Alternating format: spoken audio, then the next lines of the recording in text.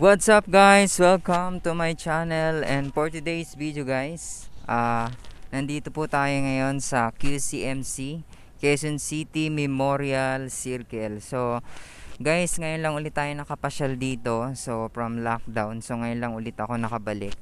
So guys, ang laki ng pagbabago niya at sobrang linis, maaliwalas guys yung Quezon City Memorial Circle.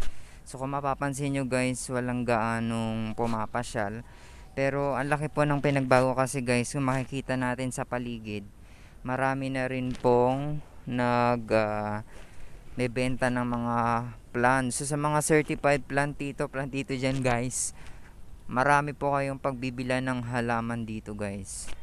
So check natin guys, mag ikot-ikot tayo para makita nyo guys yung mga pwedeng mabiling mga halaman. So let's do this guys.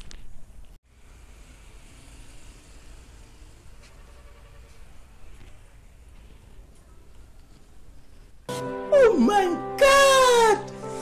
Wow!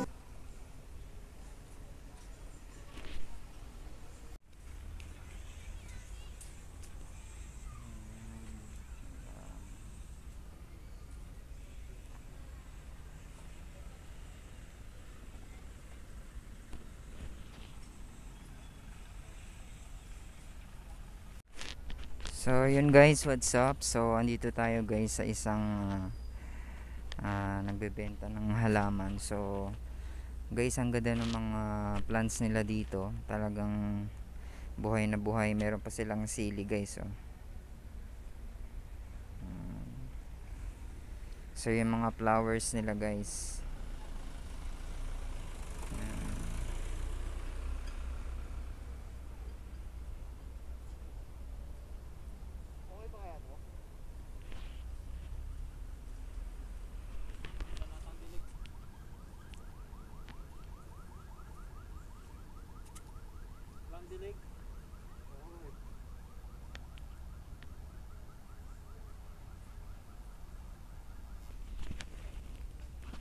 So yun guys, tanong natin guys yung mga presyo ng mga halaman dito.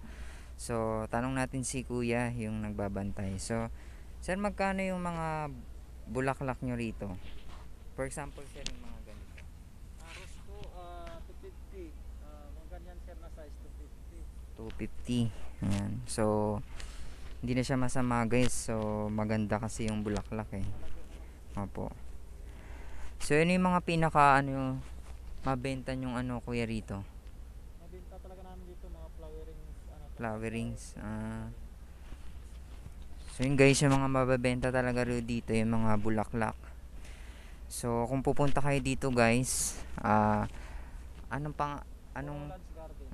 Prolans? Orolans Garden. Ayan. So hanapin nyo yung Orolans Garden. Ang pangalan nyo sir, para pag Albert, yan, hanapin nyo si Kuya Albert. So siya yung nagbabantay. So yun guys, sa mga papasyal dito sa QCMC, yan, sa mga mahilig sa halaman guys, ano pang hinihintay nyo? Pasyalan nyo na yung Orolans Garden at bisitahin nyo si Kuya Albert. So yun guys, maraming salamat. So for all, sa mga hindi pa po nakasubscribe, and sa mga ilalabas ko pa pong video, please subscribe. Check the mic and make sure it sound right, boys.